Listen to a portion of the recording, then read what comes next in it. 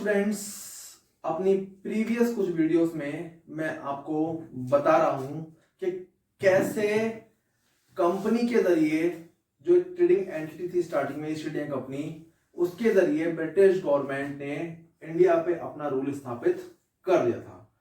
दो एक्ट के बारे में पहले पढ़ चुके हैं। 1773 से 1858 के बीच कंपनी का रूल रहा।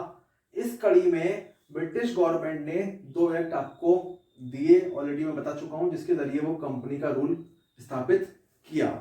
उसकी क्या फीचर्स थी, सिग्निफिकेंस थी, इंपॉर्टेंस थी, वो मैं आपको पहले वीडियोस में बता चुका हूं। तो पहला एक्ट आया था रेगुलेशन एक्ट 1773 और दूसरा एक्ट आया था पिट्स इंडिया एक्ट, जिसको एक्ट ऑफ सेटलमेंट भी कहते हैं 1784 में। उसके बाद इसी कड़ी का तीसरा एक्ट निकाला।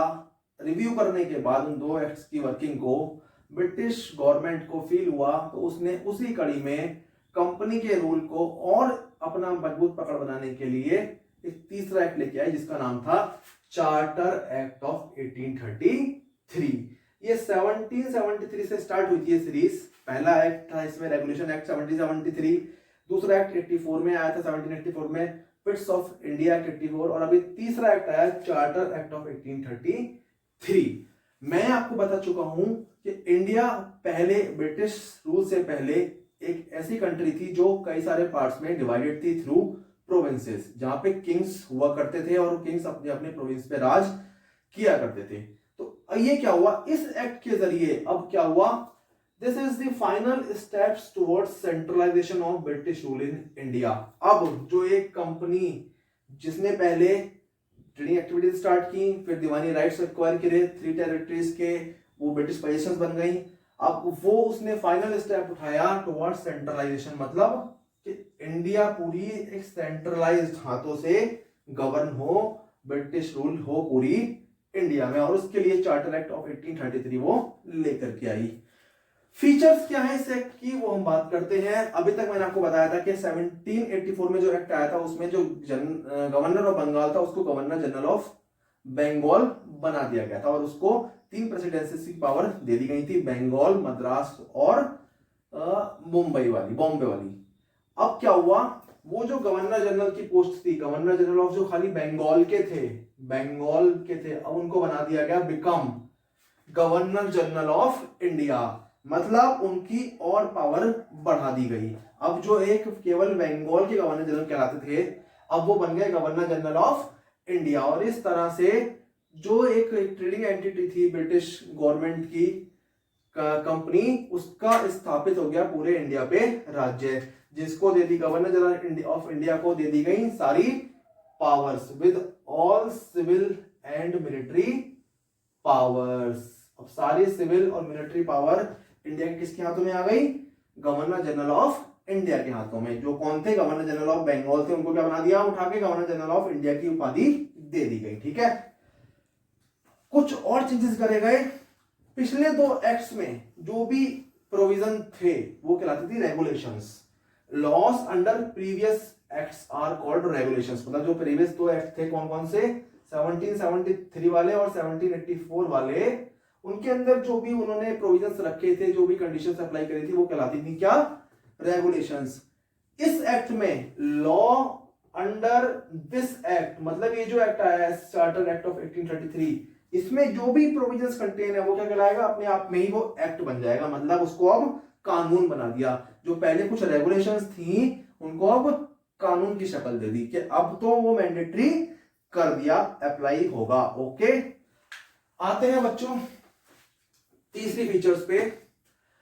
इससे पहले एक्ट में, एक्ट ऑफ 1784 में मैंने आपको बताया था कि कंपनी को दो हिस्सों में बांट दिया था, उसके कमर्शियल अफेयर्स अलग कर दिए थे और पॉलिटिकल अफेयर्स अलग कर दिए थे। इसके जरिए, इस एक्ट के जरिए, चार्टर एक्ट ऑफ 1833 के जरिए एंड कर दी कंपनी की, एंडेड कर दी activities of East India Company as commercial body. अब जो East India Company is no more a commercial body, उसका अब व्यापार से कोई लेना देना नहीं है। Now purely it is an administrative body. अब जो एक बिजनेस करने के लिए आई थी कंपनी, अब वो बन गई क्या, एडमिनिस्ट्रेशन के लिए करने वाली बॉडी। अब वो क्या करेगी, पूरा रूल अप्लाई, सब कुछ कंट्रोल किसके अंडर में आ गया, उस ईस्ट इंडिया कंपनी के अंडर में आ गया, जो इनडायरेक्टली किसके लिए रूल कर रही है, ब्रिटिश सुप्रीम के लिए। और उसको कमर्शियल अफेयर्स खत्म कर दिए गए, और जितनी भी ब्रिटिश की पोजीशंस थी जो पहले कंपनी की टेरिटरीज कहलाती थी, वो ब्रिटिश पोजीशंस बन गई थी पिछले एक्ट में। अब वो हायर करेगी कंपनी किसके नाम से, अब वो सारी कंपनी हायर करेगी हर मजेस्टी, मतलब अपनी किंग या क्वीन के नाम से, ओके, या उसके कोई हायर, जो उसके लीगल हायर्स होंगे, मतलब क्वीन और क्वीन मर जाते हैं तो जो उसके आने वाली पीढ़ी होगी या उसके सक्सेसर्स जो होंगे, ठीक है, कोई भी हो, तो ब्रिटिश पोजीशन से जो है वो किसके अंडर में, जो कंपनी है, जो ब्रिटिश पोजीशन है कंपनी के पास, वो किसके नाम नेम में हायर करेगी, अल्टीमेटली हर मजेस्टी, उसके हायर्स और उसके सक्सेसर्स के नाम पे, ठीक है। तो और चौथी फीचर इसकी क्या आई, introduce open competition for civil services. बच्चों ये आपको पहले ही पता है, आपने पढ़ रखा है कि सिविल सर्विसेज, जो पुरानी सिविल सर्विसेज थी, वो उसमें केवल कंपनी के जो एम्प्लॉय होते थे उन्हीं को पोस्ट दी जाती थी। अब क्या हुआ, इंट्रोड्यूस ओपन कंपटीशन, कि अगर सिविल सर्विस का आपको बंदा बनना है, सिविल सर्विस किसके लिए होती है, फॉर एडमिनिस्ट्रेशन, सिविल पावर होती है, एग्जीक्यूटिव पावर होती है, तो उसके लिए पहली बार ओपन कंपटीशन रखा है, किसके लिए, ब्रिटिश पीपल के लिए। अब भी इंडियन पीपल्स को अलाउ नहीं था कि वो पार्ट बन सके सिविल सर्विस का। तो जो पहले कंपनी के एम्प्लॉयज के लिए रिजर्व थी पोस्ट, उनको ब्रिटिश गवर्नमेंट ने ब्रिटिश पीपल के लिए खोल दिया। मतलब ब्रिटिश में रहने वाला कोई भी वहां का सिटीजन, कोई भी वहां का नागरिक अब ओपनली कंपटीशन करके इंडियन सिविल सर्विस का पार्ट बन सकता है, जो पहले केवल किसके लिए रिजर्व थी, कंपनी वालों के पोस्ट के लिए रिजर्व थी। मतलब जो पहले बोर्ड ऑफ डायरेक्टर्स में लोग होते थे, जो पहले कोर्ट ऑफ डायरेक्टर्स में लोग होते थे, वो कौन से होते थे, सिविल सर्विस के लोग होते थे, लेकिन वो कंपनी के लोग होते थे। अब क्या है, ब्रिटिश पीपल चाहे वो कोई भी हो, ओपन कंपटीशन के जरिए वो इसका पार्ट बन सकता है। और लास्ट फीचर थी इस लॉ की, इस एक्ट की, क्या, अलाउड इंडियंस पीपल जो थे उनको भी अलाउ करा टू टेक एनी प्लेस, कोई भी स्थान ले सकते हैं, वो कोई भी ऑफिस ज्वाइन कर सकते हैं, कोई भी ड्यूटी ले सकते हैं इन कंपनी। मतलब इस एक्ट के जरिए इंडियंस को भी पावर दी गई, ये बताया गया कि आप भी अब कंपनी में आप चाहें तो ईस्ट इंडिया कंपनी में कोई प्लेस, कोई ऑफिस या कोई ड्यूटी ले सकते हैं। ये तो ऐसा एक्ट ने बोला, बट ये प्रोविजन लागू नहीं हुआ। क्यों, बट दिस प्रोविजन लैप्स, ये लैप्स हो गया प्रोविजन, क्यों, due to opposition from court of directors. Court of directors के जो लोग थे, जो कंपनी को चलाने वाले कोर्ट ऑफ डायरेक्टर्स के लोग थे, जो पहले कमर्शियल अफेयर्स देखते थे, उन्होंने अपोज कर दिया कि नहीं, हम ये बात इस एक्ट की नहीं मानेंगे। तो ब्रिटिश गवर्नमेंट ने इस फीचर को बाद में वापस ले लिया और ये लैप्स हो गई। एक्ट ने तो अलाउ किया था इंडियंस को, but due to opposition from court of directors, वो ये वाली जो प्रोविजन था, खाली ये छोटा ये इंडियंस वाला जो इसको अलाउ किया गया था, ये लैप्स हो गया। तो अब आपने देखा कि इस एक्ट के बाद एक कंपनी जो ट्रेडिंग एंटिटी के तौर पे थी, वो ट्रेडिंग एक्टिविटी उसकी कंप्लीट खत्म हो गई।